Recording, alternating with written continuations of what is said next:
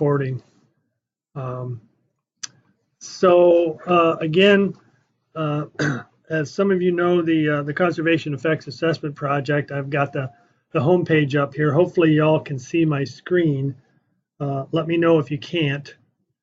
And if anybody's not sure where this thing is on the NRCS homepage, it's under Technical Resources, and then Natural Resource Assessment, and then there's the CEAP page. So as you know, CEAP has been working for the last 10 or 15 years on doing conservation effects outcomes assessments, as well as sort of developing the science base to manage ag landscapes. So there's a lot of detailed information that has been produced by CEAP, and it's organized on the CEAP webpage by components, the CEAP components: cropland, grazing lands, wetlands, wildlife, and watersheds. And there's a lot of information there. We do have on the front page some story maps that sort of summarize the highlights of each of these CEAP components. And I'll just click on the grazing lands one so you can see kind of what is in these story maps, which actually they're in the process of being updated now too. I'm thinking this will start.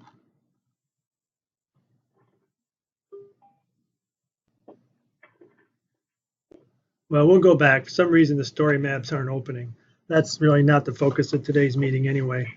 But if you look through the CEAP website, there's a lot of information.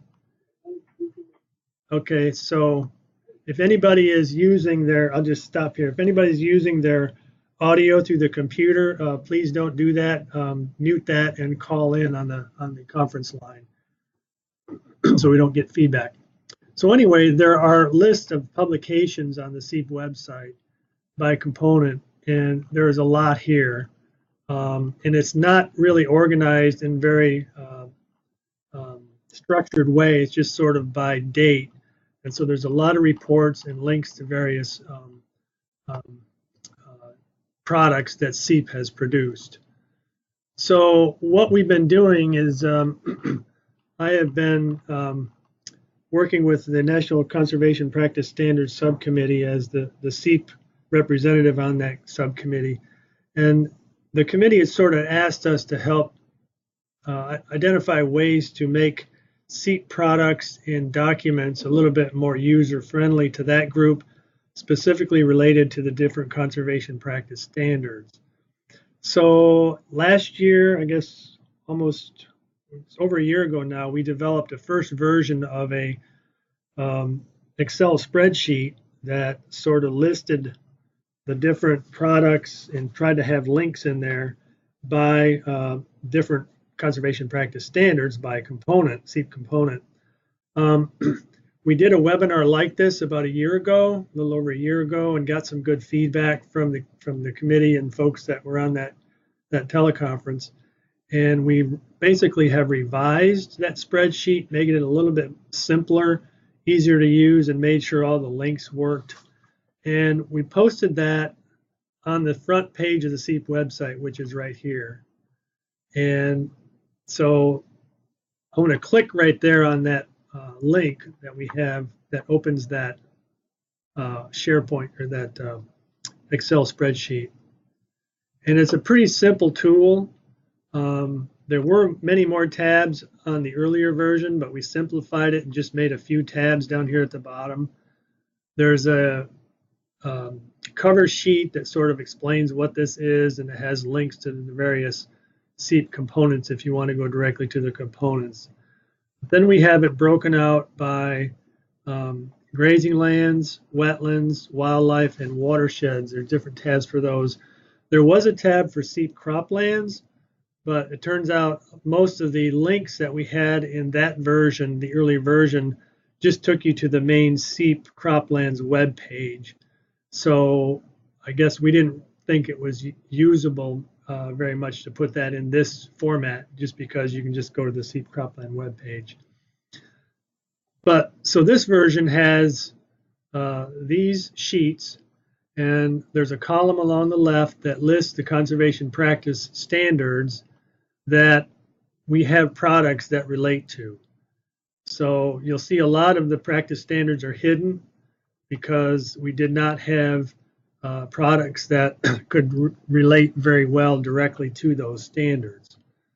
So in this version, on the CEAP grazing lands page, you can see the ones that we have links to products to for the different practice standards. Likewise, in CEAP wetlands, since wetlands is sort of, that whole component really focuses on a few of these wetland practices, all the products were sort of lumped into one category that covers wetland creation, enhancement, restoration, and wildlife habitat management. So if somebody's working on a wetlands conservation standard, any number of these titles of documents here could be used to inform those practices that you're working on. There may be a way in the future we can break this out a little bit more. We may end up doing that. This thing continues to be a work in progress. It took a lot of work just to get it this far, but the work is never finished. As we're always producing new products, we're always adding to it, fixing links, just making it better. And so we'll continue to work on it. And certainly today, after we get through the demonstration, we're open to any suggestions or feedback that you might have that could help us make it better. So on the CEAP wildlife page, again, there's a lot of different practices that we identified that relate to the different products that the CEAP wildlife component has produced. And likewise in watersheds, there's probably a whole lot more links in the watershed component, primarily because we sort of solicited our principal investigators that are working in all these different watersheds and asked them to provide us with links to documents that were produced from those CEAP watersheds. So some of these actually date back before CEAP, but they are relevant to these conservation practice standards. So our PIs included them in the list of documents and links that they sent to us. So let me just go back through here and just sort of demonstrate how this works. So say if you want to go to CEAP grazing lands, we can just click on a link here on brush management. There's a bunch of things listed for brush management.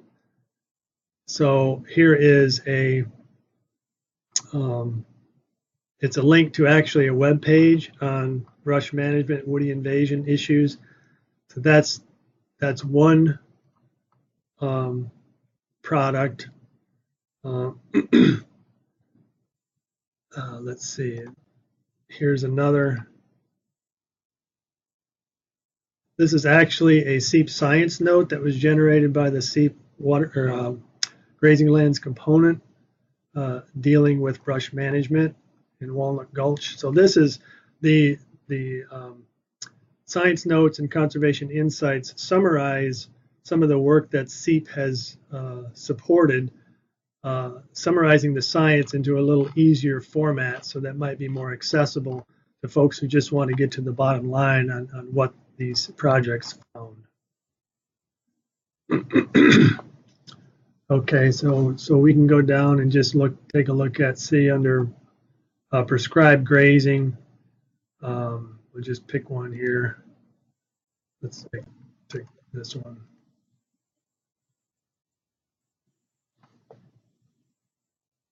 So this goes to a journal article, Journal of Soil and Water Conservation on pasture monitoring. Again, relevant to prescribed grazing on pasture land.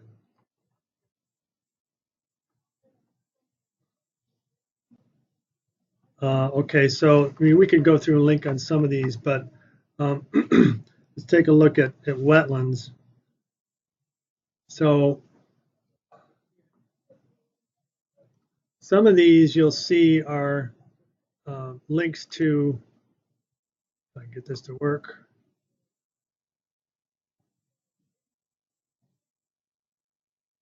literature reviews, and this particular one was a special issue of ecological applications on the wetland functions, and the CEAP wetlands component developed that and put that out. So there's a lot of good papers in here that relate to wetland function, ecosystem services that relate to all of those different wetland conservation practice standards.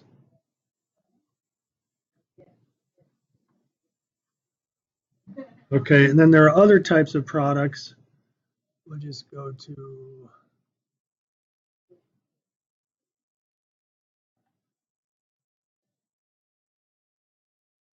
here's a science note that was developed by the CEAP wetlands component. Again, looking at carbon sequestration on prairie pothole wetlands. Again, useful for wetland restoration conservation practice standard.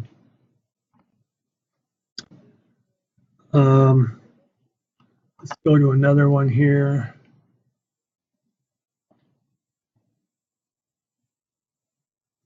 This again is another journal article link. This one actually relates to these landscape around wetlands, something that needs to be considered in looking at a wetland enhancement or a wetland restoration conservation practice standard. The landscape context is important. So those kinds of questions.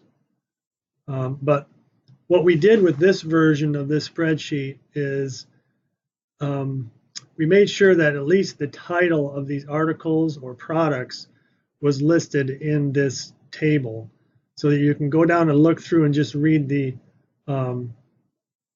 titles to give you a sense of whether or not it's applicable to the practice standard that you're working on. Okay, so let's just take a quick look at the wildlife page. Again, there's some practice standards have a lot of different links and others have fewer. So again, the same thing. Hopefully all these links are going to work for you. This is going to a journal article looking at bird use of catfish ponds. It's actually, I believe we had that listed in aquaculture ponds, but that same link is probably also down in the wetland area. So let's click on another one here under brush management. And this links to a special issue of rangeland ecology and management dealing with woody invasion on western rangelands. And so there's a lot of different papers within this link that helps inform the brush management conservation practice, especially dealing with managing or dealing with encroached conifers.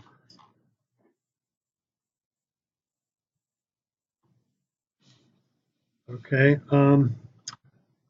I want to just jump down here to looking at early successional habitat development, and it just links to a conservation insight that was developed. And again, this is just a product on gold-wing warbler, which is an early successional species, and this is a summary of a bunch of different CEAP studies that were done, summarized in this conservation insight. So again, it's easy to use the findings to inform practice standards or criteria.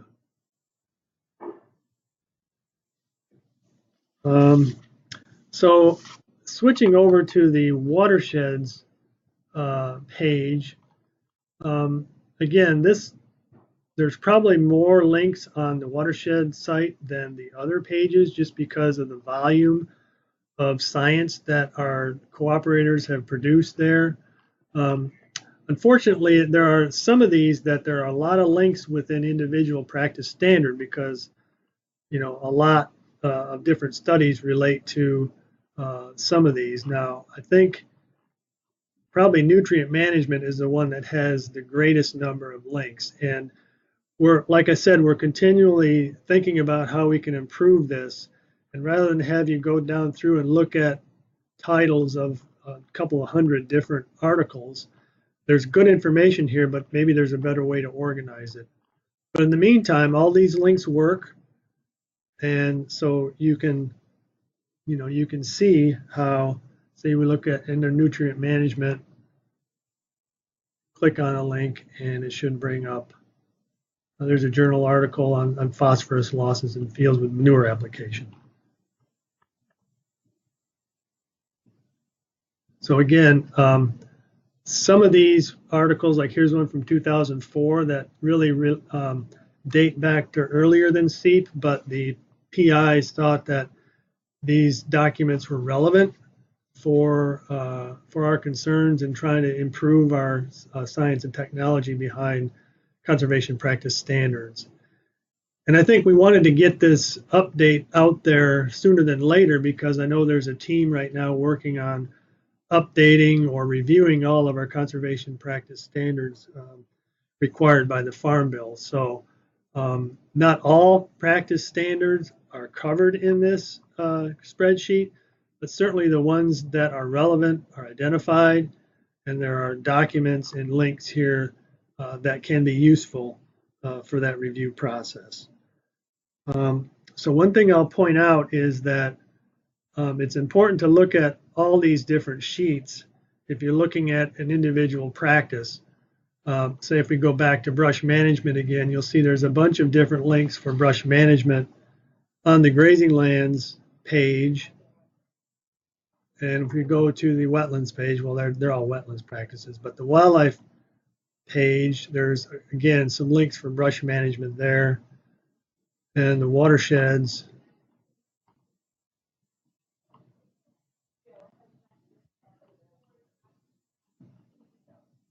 There's a few links for brush management, not a lot, but the point is, make sure you look at all the tabs because different resource concerns may be involved with the practice or the documents that are listed under each conservation practice standard.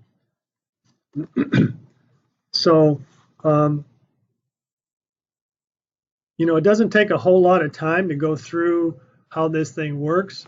I think it will take some time to look into it if you have a specific practice standard or a number of standards that you're trying to update or validate with better science background. This should help you do that. It is certainly not a substitute for a separate independent literature review because again, a lot of these projects are related to CEAP, and there's certainly a lot more science out there that is not related to CEAP. So it's not like a comprehensive literature review.